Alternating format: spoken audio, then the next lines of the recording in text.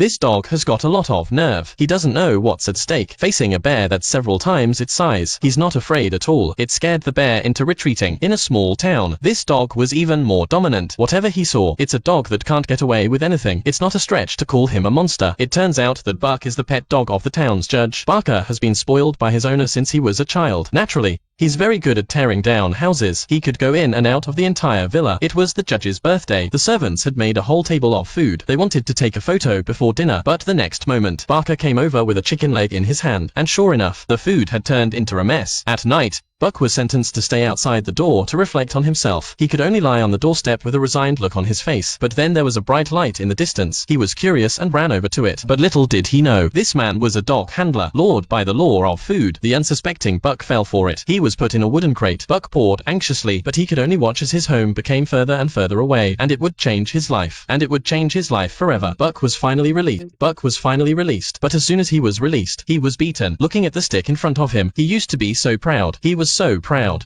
But now he was so helpless. But Buck didn't give up. He used his ancestral skills to break up the house, and escaped. With its agile positioning, no one can stop him. In front of him was the freedom he wanted. He thought he had escaped from the tiger's mouth, but when he looks closer, he's on a huge freighter, surrounded by snow and ice. Now he's in Alaska, far north. It was the first time Buck had ever seen snow. He was instantly mesmerized. Buck is curious about the unknown, but the dog handler threw him into a kennel. He became a commodity to be picked up. Luckily, a postman noticed Buck's size. He bought him. Buck got his first job as a dog, a sled. But how could Buck, who was originally a nobleman's dog, how could he handle this? The first time he pulled a sled, he made a fool of himself. On the run, he saw a white rabbit distracted, and the whole team rolled down the hill. The leader of the team is a very dominant husky. He wouldn't let any of his mates near him while he drank, and Buck couldn't stand it. He broke the ice. He let all his mates drink together. At mealtimes, the huskies would always take the food from their mates. When Buck saw this scene, Buck saw this and gave up his food to his mate. For the first time, the dogs were impressed by the big guy, but these actions made the husky very unhappy. Gradually, Barker had become a full-fledged member of the pack. One day, they were crossing a patch of ice, but then something happened. The ice suddenly broke up. The mistress of the house fell instantly into a river of ice. She was swept away by the undercurrent. At that very moment, Buck stepped forward. He jumped into the river without hesitation and broke through the ice with his wife. After this incident, Buck's status in his owner's heart rose, but this made the husky jealous again. That night, Buck met the white rabbit again. He caught up with him and put him down gently. It turned out that Buck was very fond of him, but just as the rabbit was about to leave, the husky suddenly rushed up to him. He bit it to death. Buck was devastated. You can't have two tigers in the same house. It was time to end it. The husky attacked Buck, but Buck,